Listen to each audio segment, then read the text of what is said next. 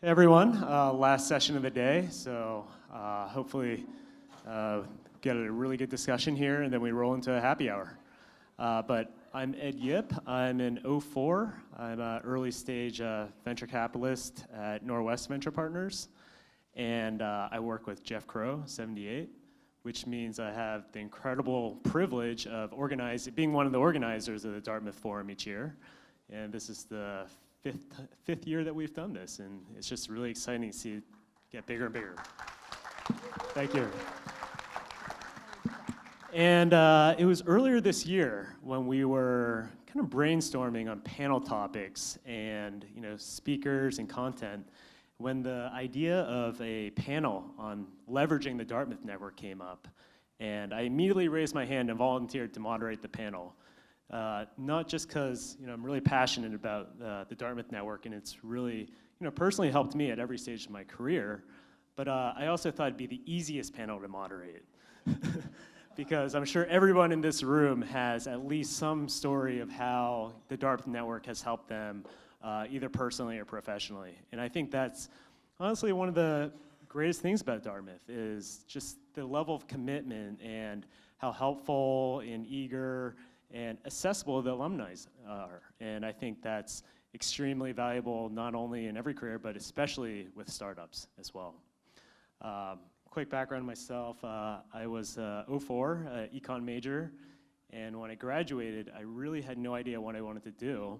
But because I was an econ major, I figured I should be an investment banker because that's what everyone was doing back in 04.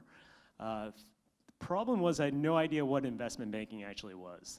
So I remember going on to Career Services website at the time, this was pre-LinkedIn, and literally just cold calling a bunch of Dartmouth alumni in banks and trying to figure out what this whole thing was. And in '82, actually took a shot and hired me, Austin Butner, into his firm, Evercore Partners, and that was my first job out of school. After a few years in banking, once I figured out what it actually was, I realized I didn't want to be a banker. And I started an e-commerce startup with in '02, Ricky Joshi. And we grew that for a couple years, and we ended up selling it whenever we saw kind of the industry consolidating. And we ended up selling it to an '01. So it was great to lean on the Dartmouth network there too. And after we sold the company, I thought, maybe give this venture capital thing a try, right? But I didn't really know anything about venture capital. So I looked through LinkedIn and found a 04 classmate who worked with Jeff Richards at GGV. And he told me all the great venture buzzwords, like network effects and viral organic growth and all these terms that VCs and startups really go crazy after. And I was able to figure out what to say in these interviews and get Jeff Crow to give me a chance. So at every point of my career, I've been able to really leverage the Dartmouth network. And I think this is even more important with startups, because I think the challenge with startups is they're really amorphous, and there's no real formulaic process for building a successful company. Every big startup has kind of its unique story of roller coaster highs and lows. And what we've found, as we look at companies in our portfolio and other great companies, is they all come from networks where founders can draw a lot of resources. Whether it's advice, mentorship, hiring, recruiting, great leads in order to raise capital. I mean, I think these are networks like San Francisco, for one, is a great ecosystem, or Y Combinator. And as we see entrepreneurship really continue to develop at Dartmouth, I think it's important to see how we can really leverage our network in order to help founders, both here and in Hanover, build big successful companies. So we have an incredible panel today with some proven founders and operators who have all found kind of creative ways to really leverage the Dartmouth network as they kind of continue to build and scale their companies. So take a couple of minutes and introduce yourselves and companies. I think it'd be great. Sure. Hey, I'm Zach Goldstein. I'm the CEO and founder of Thanx. We're a Series B company backed by Sequoia Capital, founded about coming up about 5 years ago now. And what we do is help businesses, retailers, and restaurants build deeper data-driven relationships with their best customers. My Dartmouth story, I'm in Dartmouth '06, and I had this idea of really helping merchants do a better job at customer retention. And the way we get our data is novel. We have direct partnerships with the credit card networks. So it was an idea that needed engineering execution, and I'm not an engineer. And I had recently come out of business school and thought, well, I'll just go hire a Stanford engineer, and I failed miserably at that. I mean, a lot of effort trying to do that, and it was difficult, and fell back on something I knew, which was maybe Dartmouth can help. And so my lead engineer, who is still with the company and running engineering and is a core element of what we've done thus far, had just graduated, was interviewing with Google and a variety of places, which paid for his trip out here to come meet with me. And the way I got in touch with him was actually reaching out directly to the CS department. And the question that we asked, which I have now done several times in other departments, but for this specific role, was who do you have that doesn't have a job yet and did a great job with project-based work? Not necessarily had the highest GPA, not necessarily had done the best internships. Who had taken on projects and run with it? And I got lucky, and this computer science professor, who I had no connection with, but decided to respond and have a quick chat, and his answer was one name, and it ended up being Darren, and we somehow tricked him into coming to work for me. And that was done, at the time we weren't even financed, that was done with me convincing a friend to let him sleep in the extra guest room and paying him a stipend out of my pocket and various other things. And that was the beginning of our Dartmouth story at Thanx. Since then, we've been able to hire people basically with the logic that they should never do what Ed did and go into investment banking. And telling them that there's another path, which I didn't know was a path when I left Dartmouth, right? I don't think there were people leaving Dartmouth and thinking, I'll go join some no-name software company on the West Coast. It's a thing now, though. You can convince people to do it, and you should do that because there are great people that want to come here and do that. So I can talk more about that, but we now have we have 60-something people now, and about 10% of our company is Dartmouth, and we'll keep hiring in all roles: sales, customer support, engineering, marketing. We have Dartmouth folks in every part of the organization. Zach, weren't you a management consultant back in the day? Yeah, I learned my own mistake. Steve? Great. Hi, everyone. My name is Steve Romney. I'm my Dartmouth class of '01. Back in 2009, I co-founded a startup called Shutl. It was based in London in the logistics space. My experience leveraging the Dartmouth network for that is my co-founder was also a Dartmouth alum, Tom Allason, who was an '02. We grew the business for about 4 years, and then in 2013 we were acquired by eBay. Both of us are still actually at eBay, and since then we've taken the small component of eBay shipping that was Shutl at the time we were acquired, and the partnership between Tom and I sort of continues. He's now he's still my boss, and he's the vice president for global shipping at eBay, and I run the engineering team. So we took what we built at Shutl and took it to eBay. One of the interesting things I think about leveraging the Dartmouth network for a co-founder, it was interesting. So Tom and I, we were friends at school. We're in the same fraternity actually, but we weren't super close. After school, we were not, we sort of had fallen out of touch for 6-7 years. And then he had this idea to start this company, Shutl, and was looking for a technical co-founder. He's a salesy guy, and I'm an engineer. At one point, I was an engineer. Not so much anymore. But, and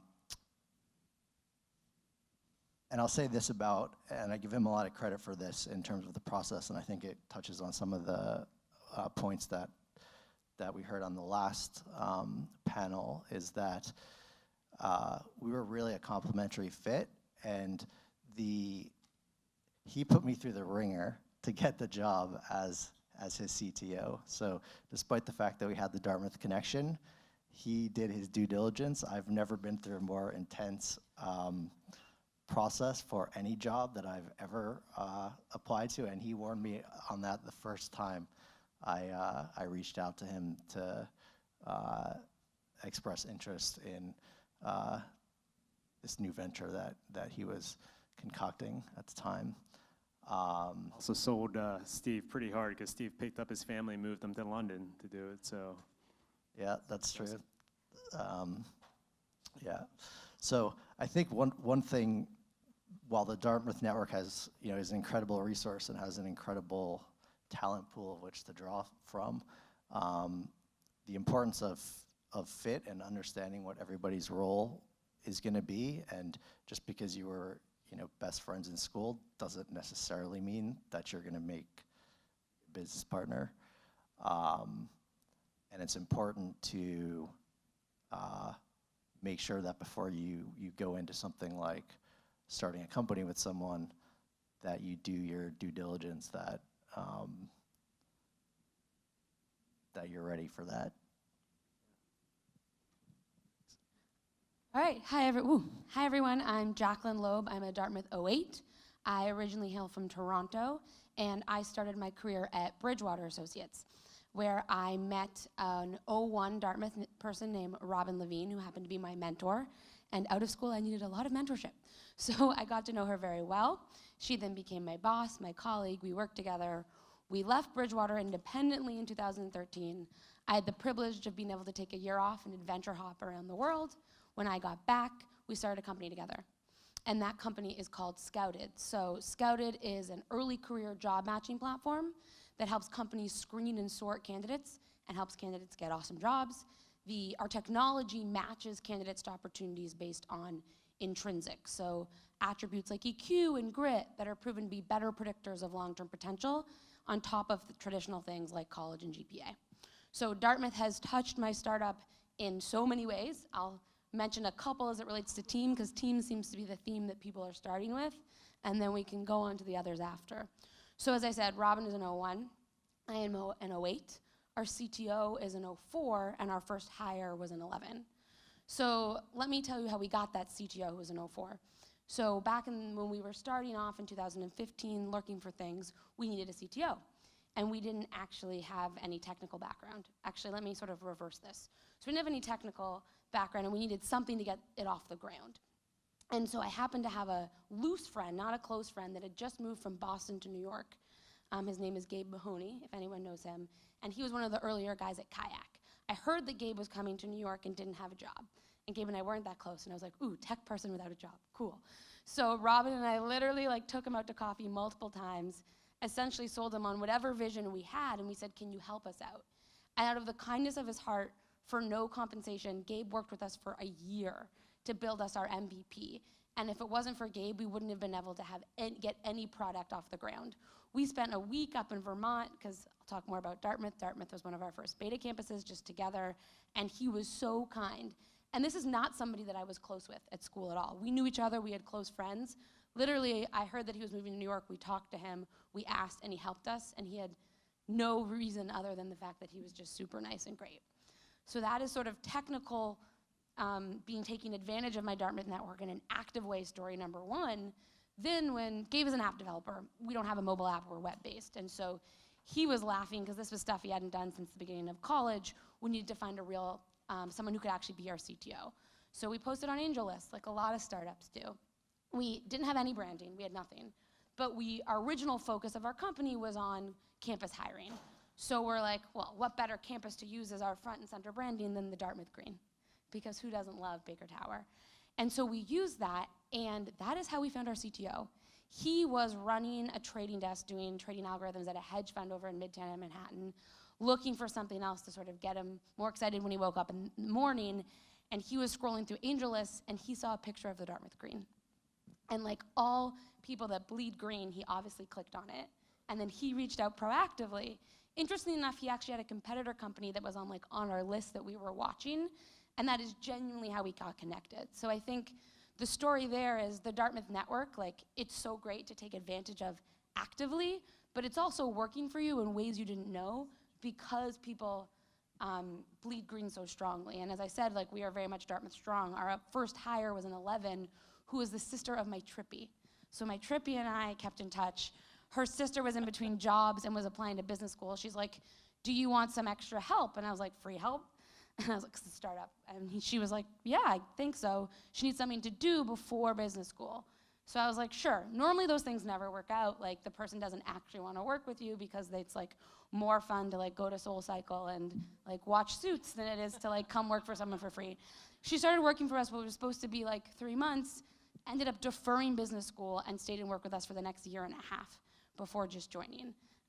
Sister of my Trippy. So again, it's like there's so many ways to take advantage of it actively, but there's also Dartmouth working for you in all different ways. And I think my big takeaway is it's hard to ask, but if you ask, you never know what you'll get because people want to help you. It's like this crazy thing. People like to do good for others, and yet people don't want to ask to be helped because they feel like they're making an imposition. Make the ask. If someone doesn't want to do it, they'll say no. And that's probably like the best lesson I have when taking advantage of Dartmouth. That's a good point. I also wanted to touch on something quickly that both Steve and Jacqueline talked about, and it's the problem of finding a technical co-founder. You know, we meet all kinds of entrepreneurs, and they're usually, you know, great founders coming out of GSB or, you know, HBS or anywhere else who are non-technical. And the question is like, oh, we have all these incredible ideas, we just need a technical co-founder to make it happen. And it's hilarious. I mean, there's some great blogs. Check out Wharton Code Monkey, and it's like literally all the CS department kids from Penn that have their emails from Wharton guys looking to start companies, looking for technical co-founders. But you guys have somehow actually found the secret to that, and it's, you know, the Dartmouth Computer Science Department. So, note to everyone looking for a technical co-founder, I think that's a gold mine. But or if you're Amanda, you could just, you know, marry a technical co-founder. Secret, that's the secret. Cool. Well, hi, I'm Amanda Greenberg. I'm the co-founder and CEO of Baloonr. My co-founder and husband, Noah, is in the background. So if you really want to, you just marry a Carnegie Mellon grad, full stack developer, and then you're good. Baloonr. So before founding Baloonr, I was a public health researcher in Washington, D.C.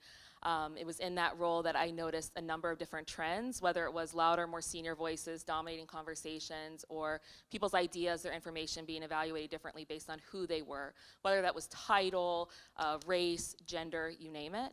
And I knew that it was hurting bottom line of our firm, and I couldn't stop thinking about the problem.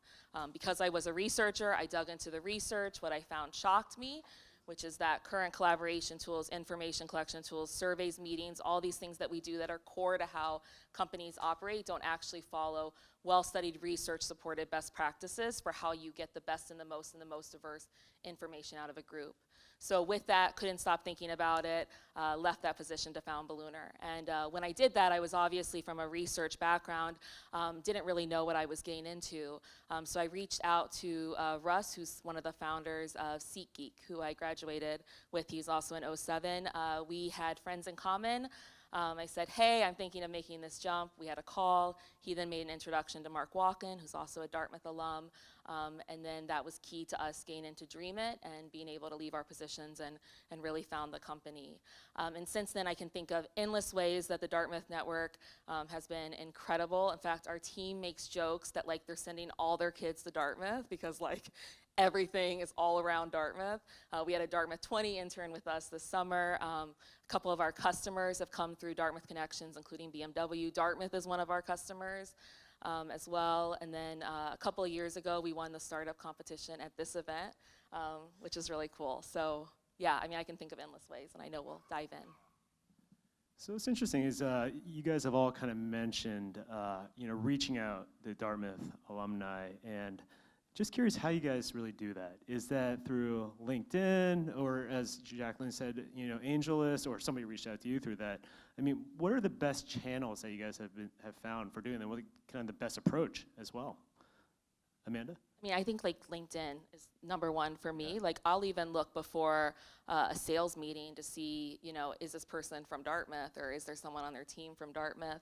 I mean, we dive in there completely, and then I always am like, just searching for that connection. I just think there's honestly not a stronger connection. It's insane, and it's really unique to our school. Yeah, I would agree with that as well. LinkedIn's actually how Tom and I reconnected after 7, 8 years after school, and then it started, things went from there. But yeah, LinkedIn there isn't a better resource out there. I go to large rooms with lots of Dartmouth people, tell them I have a pong table, and we're hiring for a lot of roles, and maybe that'll work. We'll see. I'll let you know next year. So If you sent that message on LinkedIn, you'd get more people. I'll do both. So touting the social media approach. So yeah, you can definitely proactively reach out to people. I've had a lot of luck from my Dartmouth network without even really like targeting it. So I'll post, we sell, companies are our clients, they are who pay us. So when we need some more top of the funnel leads, I'll post on Facebook and LinkedIn, anyone looking to hire. And I've been shocked at the Dartmouth people that have reached out to me from that, who I wasn't close friends with.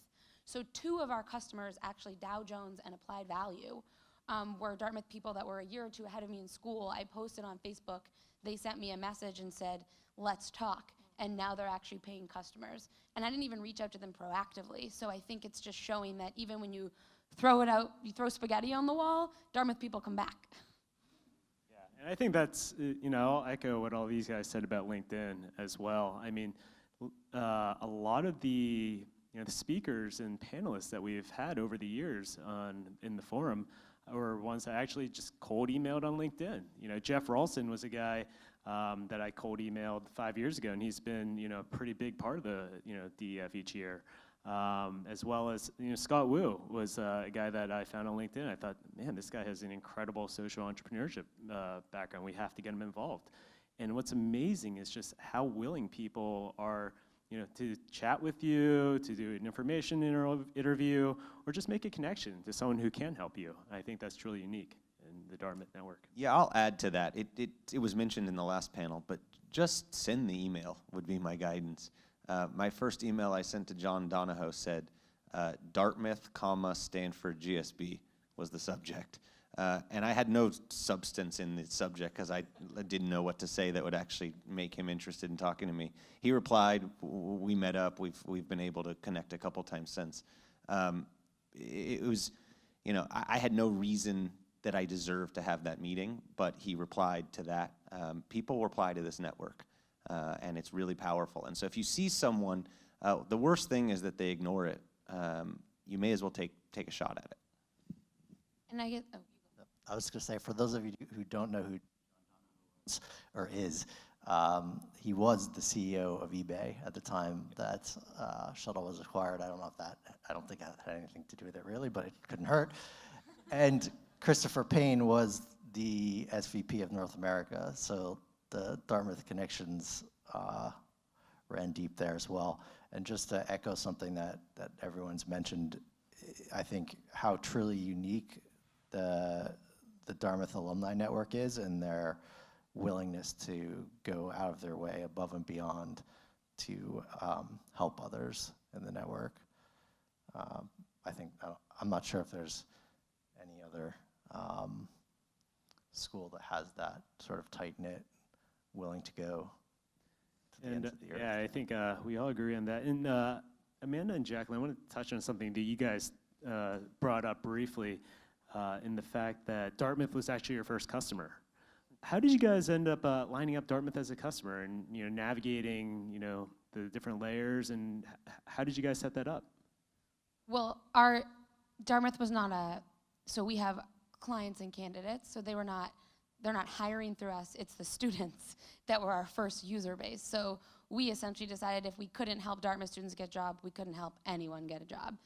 And so we literally, before we had a platform, or Gabe was like trying to build something that looked like a website, we went up to Dartmouth on our own and met with students. Thomas Wang over in the corner was one of the students running the den at the time, so we had been connected to him through the class president. We actually cold emailed students. So there's like cold emailing adults and alum that have graduated, and then there's the whole student population, which I think is not to be undervalued. So for us, we linked in the president and we're like, hey, we're 2 alums, will you meet with us to chat? We met him at, which makes me really sad, a Starbucks on campus, but that's where he wanted to meet, and said, look, can you recommend 20 students that you think are leaders that maybe we wouldn't know that would be interesting to talk to us about like a new way to get jobs and beyond banking and corporate America? And one of the people he recommended was Thomas, who's in the corner, and we met with him, and it was like not us interviewing him. If you ever met Thomas, he interviewed us. Like we were like at a grill session, and it was great. And then through the students' help, we helped spread the word. So that year, the president of the class, who was awesome, a guy named Danny, emailed out to the entire class about our services, and we had over 10% of Dartmouth sign up in under 2 weeks, which is like crazy.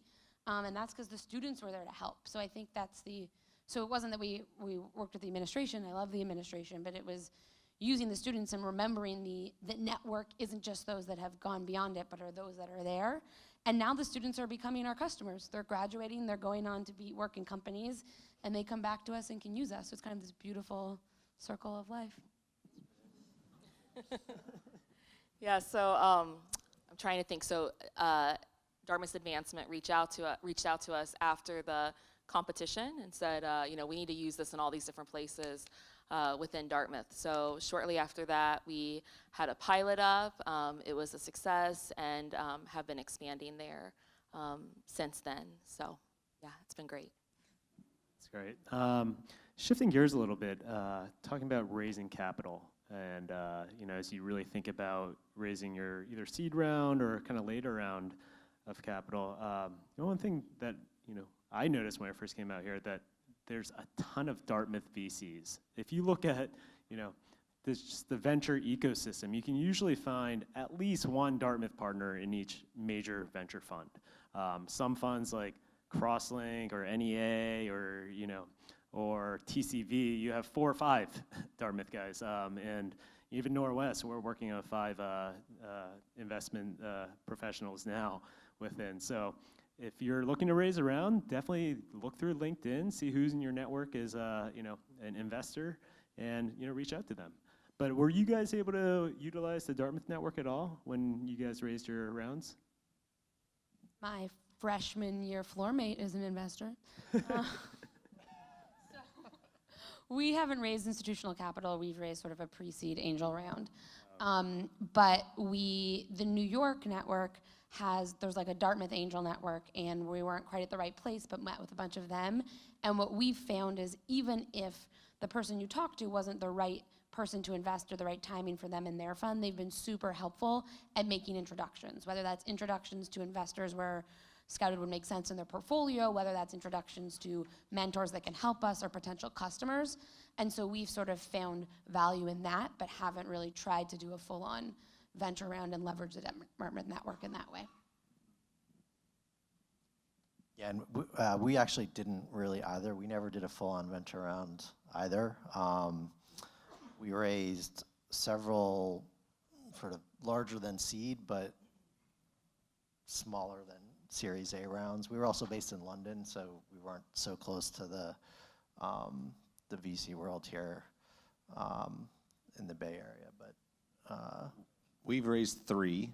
I've gotten no Dartmouth term sheets, but I will say that the folks that I have met, to Ed's point, are generous with their time, and that's not something that's often easy with investors who don't choose to put money into a company.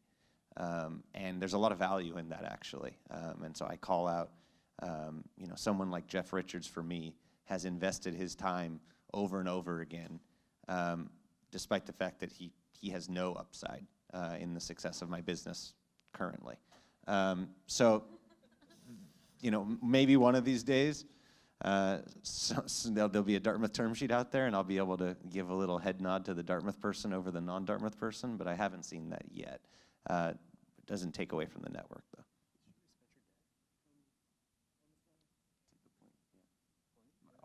Our banking relationship was chosen largely because of the Dartmouth relationship, so that helped. I would have taken a term sheet over that, but useful still. I actually wanted to give Zach a term sheet, but you know, he chose Sequoia instead. No big deal.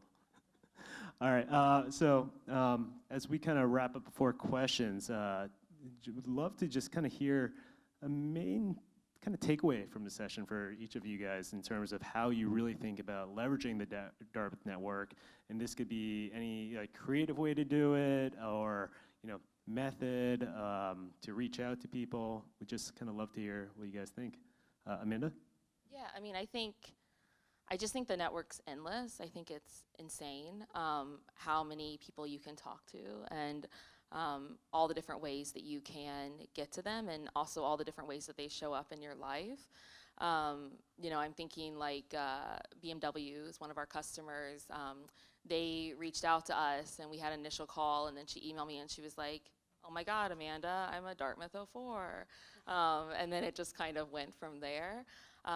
So I think that there's just endless ways, and that you just have to really ask and ask and ask, and it's just so helpful. It's like, I think it's the best icebreaker. You know, it is like a really incredible community, but it's still a small community. It's a small university. So when you do find a Dartmouth alum, it's just such a great place to start. And then it really, you know, you can talk about anything there. Everyone has like their like winter torture story is like a starting place. You know, like, and everyone was pre-med, you can all talk about that. Like, there's just like endless things, right, to like talk about. So, yeah, I just think there's no better icebreaker. I mean, I'm your sort of over-eager, over-involved person. And so, like, for me, I like to do it sort of, as I've said before, like actively and passively, or like professionally and socially. So, like, on the social side, I don't live in SF, I live in New York. So I find like social media being a great way to reach out to friends that I haven't seen in a while, to sort of keep up the network that way. I think people hear network and they think professional and they think transactional, but that's not what it is. It's just keeping in touch with people, and how do you do that in a systematic and deliberate way.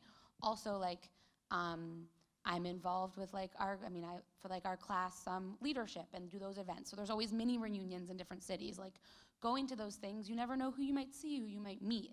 So like, I always try to be involved in all sort of different levels like that. And I think the more you sort of see the network as just meeting new people and making new friends, then you have it there when you need it, so it feels less transactional because you're giving something to it. And so then when you want to get something from it, you feel like that's okay.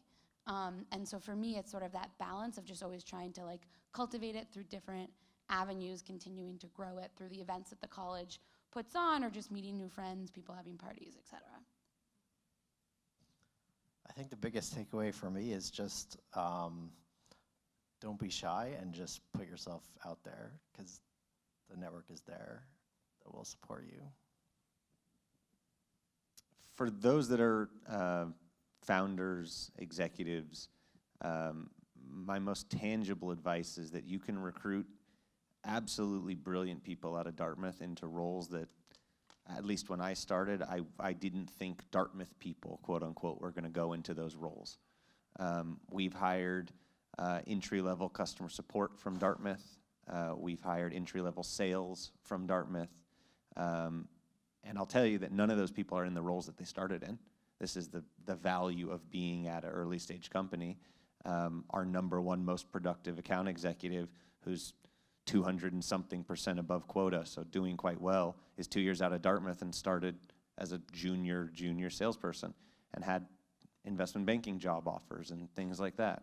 The vision to join an earlier stage company and build your career and get that experience. I mean, frankly, one of the things that we sell with regard to sales roles is every job has sales skills, and there's no way to learn it other than doing it.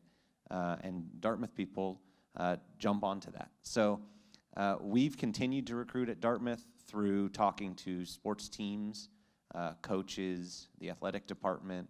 For us, a lot of our hiring entry level is for salespeople. The stereotype is largely true that athletes do very well in sales roles, and Dartmouth's got a lot of great athletes. So we go there, and we're going to keep recruiting there, despite the fact that when we started, to be honest, people said, no, you want people from state schools, you want people that will follow the script. Dartmouth people are going to overthink it. You know, you don't want to hire salespeople out of the Ivy League. I mean, this is the type of stuff that I heard and worried about, and I can tell you definitively that if you give people the right career trajectory and you give them the chance to move quickly, starting them in entry-level roles is absolutely doable. It's a fantastic recruiting source because no one else is going there. So that would be my guidance. I think can the help. big, oh, go ahead. I've just made a quip that we can help you do that. More plugs, yes. No, I think the main takeaway is, you know, Dartmouth is really incredible, and you know, the longer I've stayed in venture and seen, you know, dozens and hundreds of thousands of business models, you see everything is really sales-driven at the end of the day. So, kind of the most important thing is hiring people that are really good at building relationships, and we've found that, you know, Dartmouth people are incredible at that. Not only are they, for the most part, incredibly hardworking with strong work ethics, intellectually curious, but just really passionate and great at building relationships over time. And I think that's why we keep looking and to hire Dartmouth guys as well. Great. Any questions? Dartmouth guys, girls, everyone, of course. Sorry, I used that as a general term. Any other questions? Great. Well, I think we have a closing remarks, having a couple minutes upstairs. So send in your last Dartmouth Entrepreneur Forum tweets too for you know, the t-shirts and the books. And then after that, we're going to roll back down here for wine tasting and a happy hour on the patio. Thanks, guys.